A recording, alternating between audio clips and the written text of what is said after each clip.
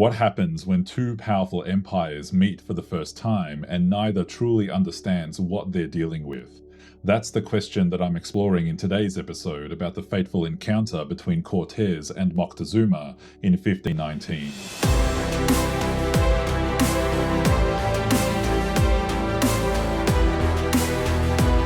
Hey, welcome to the Hoodie History podcast, where I deep dive into all kinds of fascinating stories from the past from all over the world. I'm Michael, your host, and I'm connecting with you from the south side of the world, Australia. It's great to have you here. So I love exploring the past and sharing amazing stories with you. That's what I do here at Hoodie History, and I hope you enjoy these fascinating explorations into the past with me. Here at Hoodie History, I strive to tell science-based, factually accurate stories that explore the highs and lows of human history in a way that's also respectful to cultures from around the world. And as with pretty much all the stories I share, I think today's is a really good one, and I'm looking forward to getting into the details. Just quickly before I do though, I wanted to let you know that I share more history info and stories on my Hoodie History YouTube channels.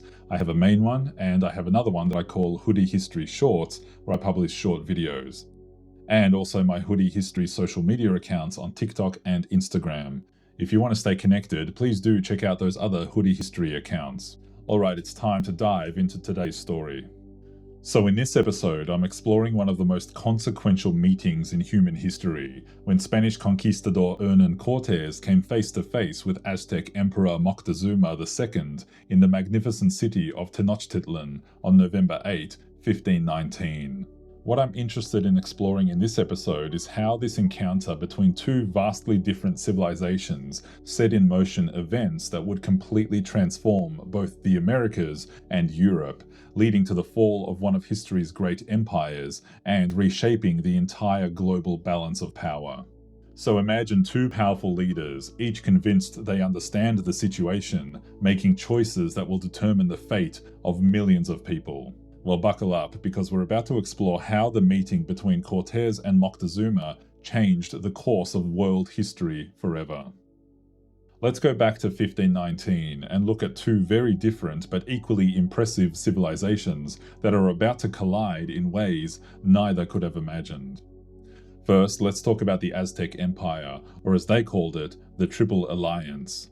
And when I say empire, I mean it, because this is one of the most sophisticated civilizations in human history, controlling most of central Mexico from their stunning capital city of Tenochtitlan. Tenochtitlan in 1519 is absolutely mind-blowing. Built on an island in Lake Texcoco, it's connected to the mainland by massive causeways and fed by an intricate system of canals. The population is somewhere between 200,000 and 300,000 people, making it larger than any European city of the time, except maybe Constantinople. The city has running water, sophisticated drainage systems, public markets, massive temples, and gardens that seem to float on the lake. Moctezuma II, who's been ruling since 1502, presides over an empire of maybe 15 million people. The Aztecs have conquered dozens of city-states across central Mexico, creating a tribute system that brings enormous wealth to Tenochtitlan. Gold, silver, jade, feathers, cacao, textiles. Tribute flows into the capital from across Mesoamerica. But here's the thing about the Aztec Empire, it's not really integrated the way we think of empires. It's more like a protection racket where conquered peoples pay tribute and provide warriors when needed, but they mostly keep their own rulers, religions, and customs. This creates wealth and power for the Aztecs, but it also creates a lot of resentment among subject peoples. The Aztec military is incredibly sophisticated. Their warriors are professionals, trained from childhood, organized into elite units like the Eagle and Jaguar warriors. They use weapons like obsidian-edged clubs that can cut deeper than steel swords, and their battle tactics are refined through generations of constant warfare.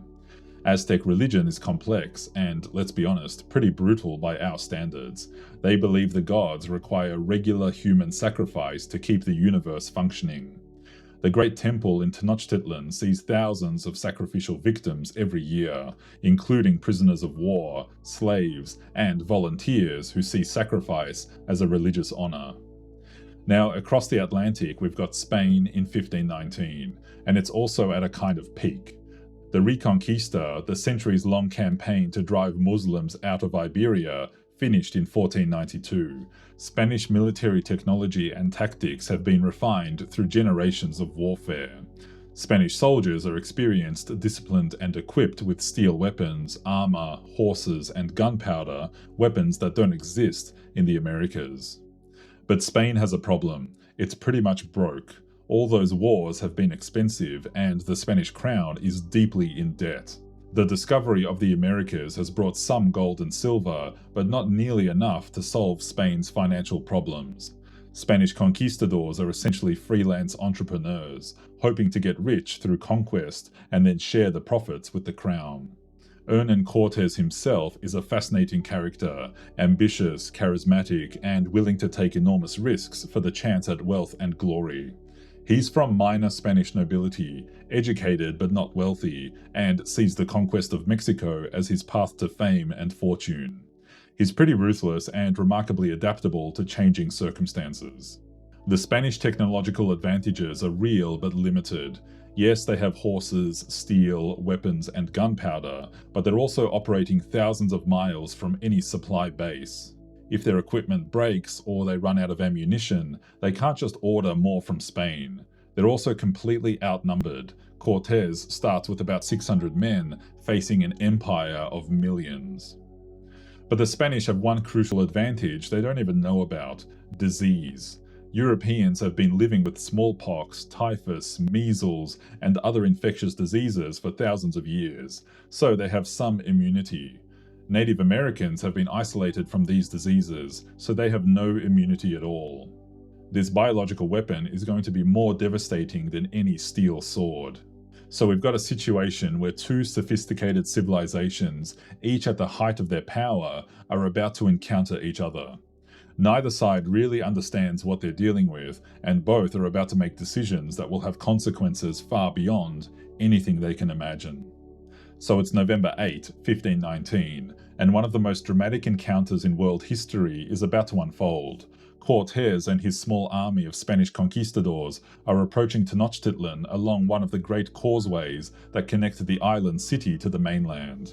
But interestingly, this meeting almost didn't happen. Cortés had landed on the Mexican coast earlier that year, technically in violation of his orders from the Spanish governor of Cuba. He'd burned his ships to prevent his men from abandoning the expedition, fought several battles with coastal peoples, and picked up crucial allies who hated Aztec rule. The most important of these allies is a woman the Spanish call Doña Marina, or Malinche, a Nahua woman who speaks both Nahuatl and Maya, and becomes Cortés's translator and cultural advisor. Without her, the Spanish would have been operating completely blind in terms of communication and cultural understanding. Meanwhile, Moctezuma has been getting increasingly disturbing reports about these strange, pale-skinned warriors. They have animals that look like deer but are much larger, horses. They have weapons that make thunder and lightning, firearms. Some of his spies think they might be gods, or at least supernatural beings. Now, you might have heard the famous story that Moctezuma thought Cortés was the returning god Quetzalcoatl, and that's why he didn't attack the Spanish immediately. But modern historians are pretty sure this is a myth that was created after the conquest, both by Spanish writers who wanted to make their victory seem divinely ordained, and by indigenous scribes decades later who were trying to make sense of their catastrophic defeat. The reality is that Moctezuma is dealing with what we'd now call an intelligence failure. His information about the Spanish is accurate but incomplete. He knows they have powerful weapons and strange animals, but he doesn't understand their intentions or their limitations. He doesn't know that Cortés is operating independently, with no support from a larger Spanish army. So when the Spanish approach Tenochtitlan, Moctezuma makes a calculated political decision. He'll receive them as honored guests, rather than fight them. This isn't about religious superstition, it's smart strategy. He wants to gather intelligence about these strangers, assess their capabilities and intentions, and figure out how to deal with them without immediately resorting to warfare that might damage his city. The meeting itself is incredibly tense and surreal. Cortés, wearing his finest armor and accompanied by his captains, walks across the causeway toward the greatest city in the Americas. Moctezuma, dressed in magnificent feathered robes and carried on a golden litter, comes out to greet him with hundreds of nobles and warriors. Both leaders are trying to project power and authority while feeling completely out of their depth. Cortés has never seen anything like Tenochtitlan. It's larger and more sophisticated than any European city he knows. Moctezuma has never encountered Europeans before and isn't sure if he's dealing with men, gods, or something in between. The Spanish are absolutely stunned by what they see. Bernal Díaz del Castillo, one of Cortés's soldiers, later writes that the city is so magnificent it seems like something from a dream. The floating gardens, the massive temples, the bustling markets, it's clear that this civilization is far more advanced than the Spanish expected. But the Spanish are also terrified. They're a tiny force in the heart of a massive empire, completely dependent on Moctezuma's hospitality. If he decides to attack them, they'll be dead within hours. Cortés knows he needs to seize the initiative somehow, but he's not sure how. Moctezuma, for his part, is trying to figure out what these strangers want. The gifts he offers, gold and precious stones, seem to excite them enormously, which suggests they're not gods after all. Because gods wouldn't be so interested in material wealth. But if they're mortal men, what are they doing here and what do they want from his empire? And then Cortés makes one of the most audacious decisions in military history. Rather than accepting Moctezuma's hospitality and trying to negotiate some kind of trade agreement, he decides to take the emperor hostage in his own palace. It's an incredibly risky move that could get all the Spanish killed, but Cortés figures it's his only chance to control the situation. On November 14, just 6 days after the peaceful meeting, Cortés and his captains visit Moctezuma in his palace and essentially arrest him. They claim he's being held for his own protection, while they investigate attacks on Spanish forces elsewhere in the empire. Moctezuma, caught completely off guard, agrees to come with them rather than risk a fight that could destroy his city. It's a moment that changes everything. The Spanish have just kidnapped the emperor of one of the world's greatest empires, but they haven't really thought through what comes next. So now we've got this bizarre situation where a handful of Spanish conquistadors are holding the emperor of a 15 million person empire hostage in his own capital city. And what happens next shows how quickly political situations can spiral completely out of control. At first, Moctezuma's captivity is almost surreal. He continues to rule the empire from his palace, but now he's essentially a puppet of the Spanish. Cortés uses Moctezuma's authority to demand tribute, gather intelligence, and try to convert Aztec nobles to Christianity. The emperor goes along with this because he's trying to protect his people and his city from Spanish violence. But the Aztec nobility is getting increasingly angry about this situation. Here's their emperor, supposedly the most powerful man in Mesoamerica, taking orders from a few hundred foreign invaders. Some nobles start plotting rebellion, while others argue for patience, hoping the Spanish will eventually leave if they get enough gold. The Spanish, meanwhile, are living in constant fear. They're surrounded by potentially hostile populations, completely cut off from any outside support, and totally dependent on Moctezuma's cooperation. In early 1520, Velázquez sends a much larger force under Panfilo de Narváez to arrest Cortés and take control of the Mexican expedition. Cortés faces an impossible choice. If he stays in Tenochtitlan, Narváez will attack him from behind. If he leaves to fight Narváez, the Aztecs might rise up and kill the Spanish he leaves behind. So he does the only thing he can. He takes most of his men to fight Narváez, leaving Pedro de Alvarado in charge of Tenochtitlan with just a small garrison. This is where everything starts to fall apart. While Cortés is away, the Aztecs hold their annual festival of Toxcatl, a major religious celebration involving music, dancing, and ritual ceremonies. Alvarado, who's much less diplomatic than Cortés, becomes convinced that the festival is cover for a planned uprising. On May 22, 1520, he orders his men to attack the unarmed celebrants in the temple courtyard. The massacre is horrific. Spanish forces claim they killed several hundred Aztec nobles and priests who were participating in the ceremony. Aztec sources suggest the numbers were much higher. Either way, it's a catastrophic diplomatic disaster that turns most of the Aztec population against the Spanish permanently. When news of the massacre spreads through Tenochtitlan, the city explodes into rebellion. The Spanish garrison is besieged in their quarters, and only Moctezuma's continued cooperation keeps them from being overrun entirely. But the emperor's authority is now severely compromised. Many of his own people see him as a collaborator with the murderers. Cortés, meanwhile, has defeated Narvaez and convinced most of his rivals' men to join his own force. But when he returns to Tenochtitlan in late June 1520, he finds a city in open revolt and his position completely untenable. The Spanish are trapped, supplies are running low, and Aztec warriors are attacking constantly. In desperation, Cortés convinces Moctezuma to address his people from the palace roof, asking them to allow the Spanish to leave peacefully. But when the emperor appears, the crowd reacts with fury. They throw stones and arrows at their own ruler, shouting that he's a traitor and a coward. Moctezuma is struck by projectiles and falls back into the palace, mortally wounded. The death of Moctezuma, whether from his injuries or, as some sources suggest, from Spanish murder, removes the last restraint on Aztec anger.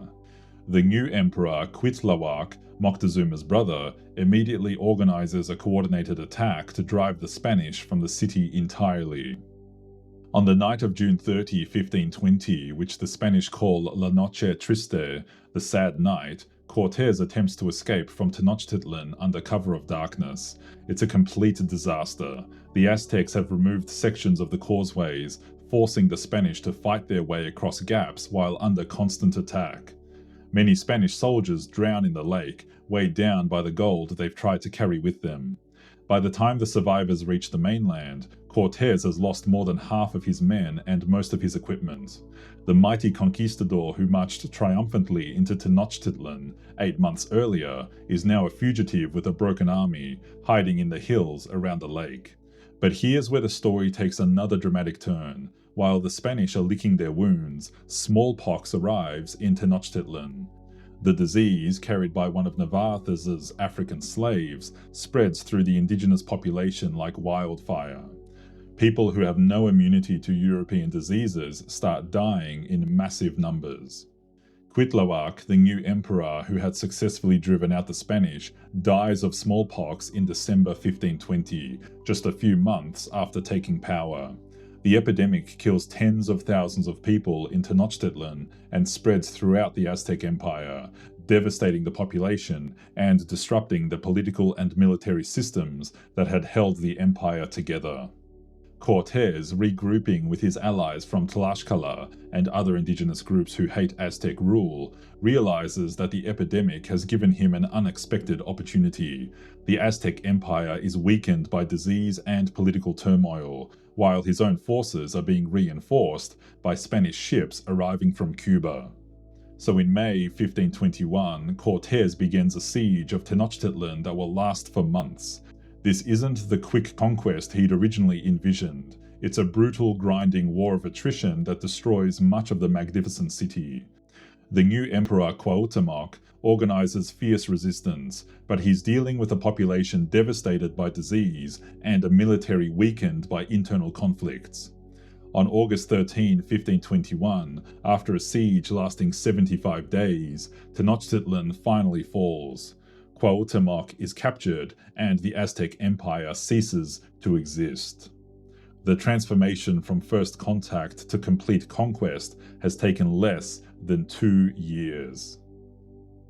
So what does the world look like after the fall of Tenochtitlan?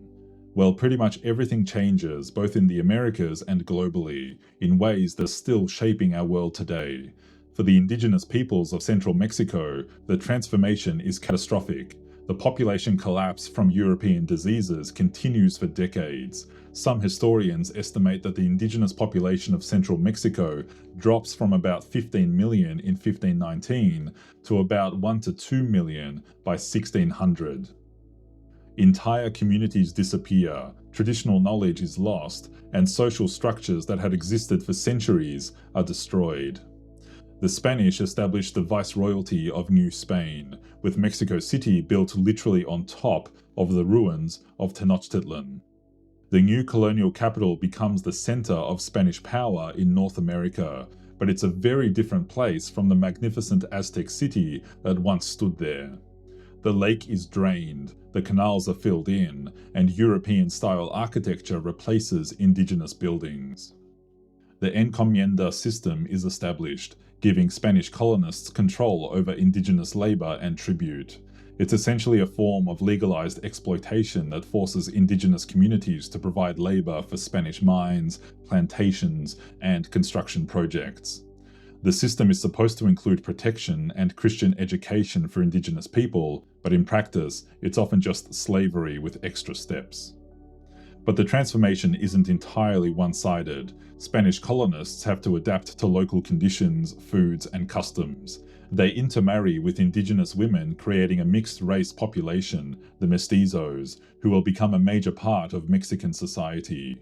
Many indigenous communities survive by adapting to colonial rule while maintaining aspects of their traditional culture.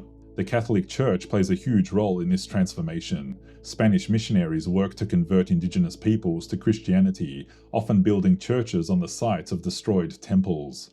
But the result isn't always pure European Christianity. Indigenous peoples adapt Catholic symbols and practices to their own spiritual traditions, creating syncretic forms of religion that blend elements from both cultures. For Spain, the conquest of Mexico is an enormous windfall. The silver mines of Potosi and Zacatecas produce vast quantities of precious metals that flow back to Europe. Spanish ships carry American silver across the Pacific to trade for Asian goods, creating the first truly global trade network. The wealth from the Americas helps Spain become the dominant European power for the next century. But this new wealth also creates global inflation as Spanish silver floods into the world economy. The price revolution of the 16th century, caused partly by American precious metals, disrupts traditional economic relationships across Europe and Asia. Global trade patterns shift as European ships carry American goods to Asia and Asian goods to Europe. The conquest also establishes patterns of colonization that will be repeated across the Americas. The Spanish develop strategies for conquering indigenous empires by exploiting internal divisions, using disease as an unintentional weapon, and establishing colonial administrations that extract wealth for the home country. These patterns will be followed by other European powers as they establish their own American colonies. For the broader indigenous world of the Americas, the fall of the Aztec Empire is a warning of what's coming. News of the conquest spreads to other indigenous societies who now know that these European invaders can destroy even the most powerful native empires. Some groups try to ally with Europeans to protect themselves, while others prepare for resistance. The technological and biological exchange between Europe and the Americas accelerates dramatically after 1521. European crops like wheat, rice, and sugar are introduced to the Americas, while American crops like maize, potatoes, and tomatoes eventually transform European diets. But the exchange also includes diseases, animals, and technologies that completely reshape both continents. The social structure of colonial Mexico becomes incredibly complex, with elaborate classifications based on racial ancestry. Spanish-born peninsulares are at the top, followed by American-born criollos, then various categories of mixed-race individuals, with indigenous peoples and African slaves at the bottom. This racial hierarchy will shape Mexican society for centuries. So here's the thing, the meeting between Cortés and Moctezuma in 1519 set in motion changes that are still shaping our world over 500 years later. And I'm not just talking about Mexico, I'm talking about global patterns of power, culture, and economics that affect all of us. As with other colonial encounters around the world, modern Mexico is still dealing with the legacy of this colonial encounter. The country's complex relationship with its indigenous heritage, its patterns of social inequality, and its economic dependence on exporting raw materials to wealthy countries all trace back to colonial structures established after the conquest. About 10 to 15% of Mexico's current population identifies as indigenous, and these communities often face discrimination and marginalization that has roots in colonial racial hierarchies. The Spanish language, Catholic religion, and European-influenced legal systems that dominate modern Mexico are direct results of the conquest. But so are the Day of the Dead celebrations, the cuisine that blends indigenous and European ingredients, and the artistic traditions that combine pre-Columbian and colonial elements.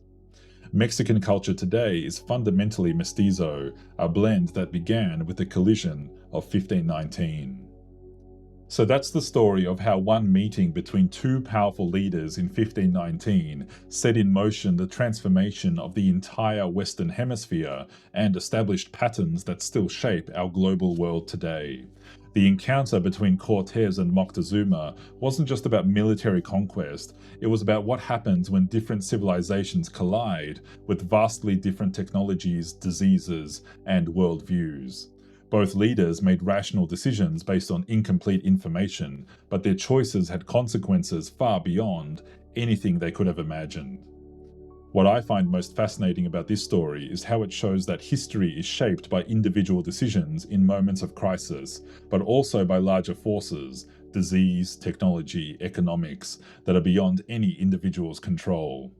Cortés and Moctezuma were both remarkable leaders, but they were also caught up in historical currents much larger than themselves. Another interesting aspect is that this story shows us that the effects of historical events don't end when the immediate participants die. The decisions made by Cortés and Moctezuma are still influencing politics, economics, and culture across the Americas and beyond. Understanding this history helps us understand why our modern world looks the way it does.